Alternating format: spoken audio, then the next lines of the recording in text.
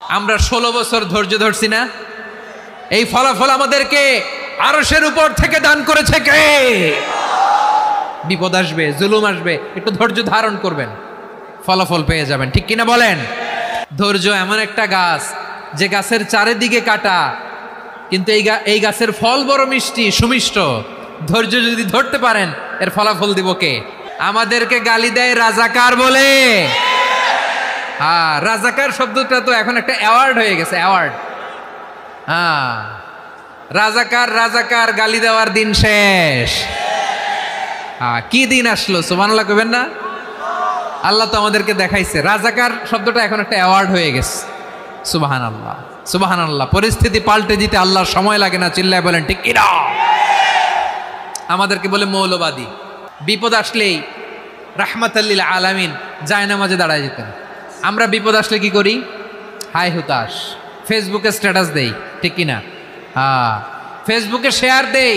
বিপদ আসলে বন্ধুর সাথে শেয়ার দেওয়ার আগে, নিজের স্ত্রীর সাথে শেয়ার দেওয়ার আগে, ফেসবুকে শেয়ার দেওয়ার আগে শেয়ার করবো কার সাথে? আল্লাহর সাথে। কারণ আপনার বিপদ থেকে আপনার কেউ উদ্ধার করতে পারে না, একজন সত্তা ছাড়া। চিল্লায় বলতে হবে তিনি কে? সে আল্লাহ। বলেন, গোলাম বিপদের ধৈর্য ধারণ করো। আল্লাহর হাবিবকে আল্লাহ সান্ত্বনা দিচ্ছেন, ওয়াসমির আলা মা ইয়াকুলুনা ওয়াহজুরহুম হাজরান জামিলা। ও নবী, ওরা যা বলে মন খারাপ করবেন না, মন ভাঙবেন না, ধৈর্য ধারণ করুন। ওয়াহজুরহুম হাজরান জামিলা, তাদেরকে সুন্দরভাবে ইগনোর করুন।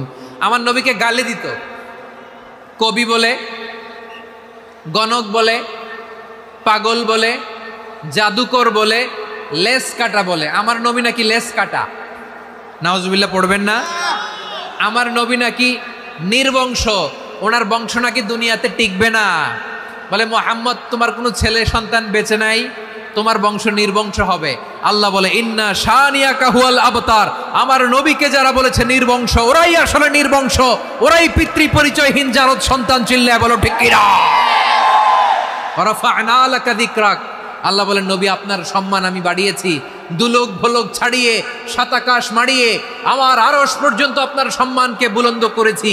যেখানেই আমার নাম নেওয়া হয়, সেখানেই আমার নবীর নাম আছে, নাই? এজন্য বিশ্বনবীরে তারা গালি দিত। বিশ্বনবী যেন গালি শুনে মন খারাপ না করে, আল্লাহ বলেন, নবী ওয়াসবির আলা মা ইয়াকুলুন, ওরা যা বলে বলুক, আপনি মন খারাপ করবেন না। আমার নবীরে কাফিরেরা যেমনি গালি দিত, এই যুগে আমাদেরকেও গালি দেয় এমন কিছু লোক আছে না নাই?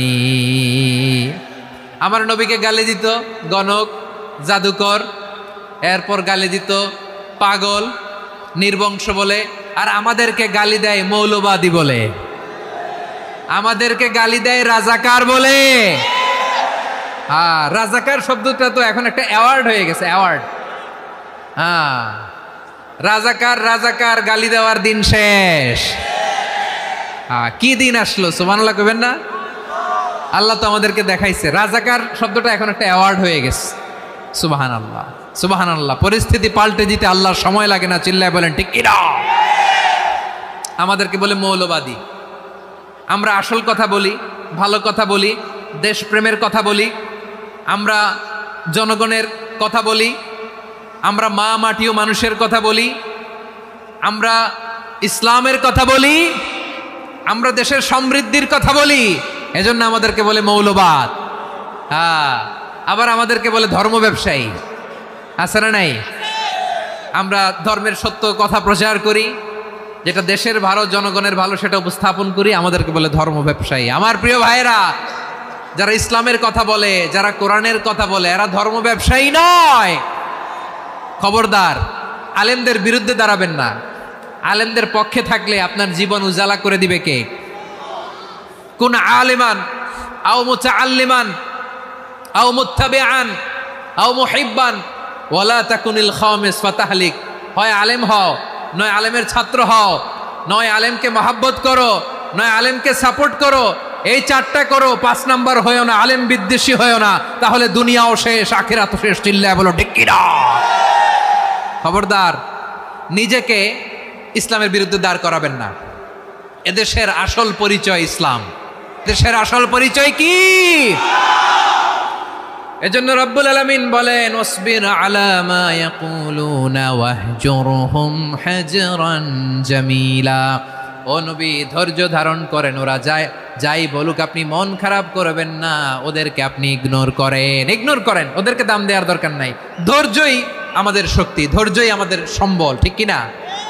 আমার প্রিয় ময়মনসিংহবাসী, ধৈর্য এমন একটা গাছ, আমার দিকে তাকান, খেয়াল করে শুনেন, জরুরি কথা। ধৈর্য এটা এমন একটা গাছ যেই গাছের চারিদিকে কাটা, কিন্তু এই গাছের ফলটা বড় মিষ্টি।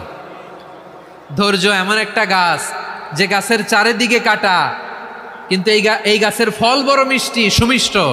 ধৈর্য যদি ধরতে পারেন, এর ফলাফল দিব কে? আমরা 16 বছর ধৈর্য ধরছি না? এই ফলাফল আমাদেরকে আরশের উপর থেকে দান করেছে কে? বিপদ আসবে, জুলুম আসবে, একটু ধৈর্য ধারণ করবেন, ফলাফল পেয়ে যাবেন, ঠিক কিনা বলেন? এজন্য আল্লাহ বলেন, সাবিরিনা সাবিরাতি, ধৈর্যশীল বান্দা বান্দীদেরকে আমি বড্ড পছন্দ করি।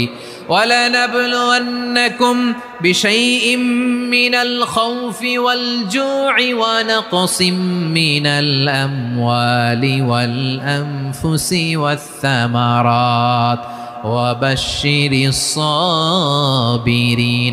আল্লাহ বলে, এই জমিনে আমি ভয় দিয়ে, ক্ষুধা দিয়ে, জানমালের হানি দিয়ে, সম্পদ হানি দিয়ে তোমাদেরকে পরীক্ষা করব। এই পরীক্ষায় সফল হবে তারা, ধৈর্য ধারণ করেছে যারা। ইন্নাল্লাহা মা'আস সাবিরিন, ধৈর্য ধারণকারীদের সাথে আল্লাহ আছে রাডাই। ধৈর্য ধরতে হবে, ধৈর্য ধরতে হবে। ধৈর্য এমন গাছ যে গাছের চারিদিকে কাটা, ফলটা বড় মিষ্টি। বিশ্বনবী বলেন, আজাবান লি আমরিল মুমিন আন্না আমরাহু কুল্লাহু লাহু খাইর ওয়া লাইসা যালিকা ইল্লা লিল মুমিন ফাইন আসাবাতহু সাররাউ শাকারা ফাকানা খাইরাল্লাহ ওয়া ইন আসাবাতহু দাররাউ সাবারা ফাকানা খাইরাল্লাহ। বিশ্বনবী বলেন, এই যে ইমানদারদের ব্যাপারটাই আলাদা, ব্যাপারটাই আলাদা। এটা ইমানদার ছাড়া অন্য কেউ এই বরকত পায় না। কি বরকত? ফাইন আসাবাতহু সাররাউ শাকারা। ইমানদাররা ভালো অবস্থায় থাকলে শুকরিয়া করে, এটা তার জন্য ভালো। শুকরিয়া করলে সওয়াব আছে না নাই? মুমিনরা বিপদে পড়লে ধৈর্য ধরে। আচ্ছা বলেন তো, ধৈর্য ধরলেও সওয়াব আছে না নাই? তাহলে সুখের সময় শুকর, দুঃখের সময় সবর, উইন উইন সিচুয়েশন। আমাদের সারা জীবনই এই দুই আমল আছে না নাই? হয় আমরা শুকর গুজার হই, নয় সবর করি।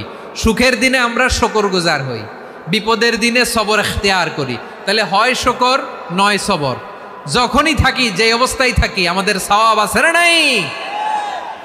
আবার আল্লাহর নবী আল্লাহর কাছে দোয়া করতেন, আল্লাহুম্মা জাআলনি শাকুরা ওয়া জাআলনি সাবুরা ওয়া জাআলনি ফি আইনি সাগীরা ওয়া ফি আ'য়ুনিন নাসি কাবীরা।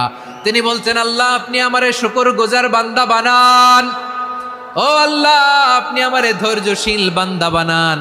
আমার চোখে আপনি আমারে ছোট বানান, জনতার চোখে আপনি আমারে বড় বানান। পড়েন আমিন।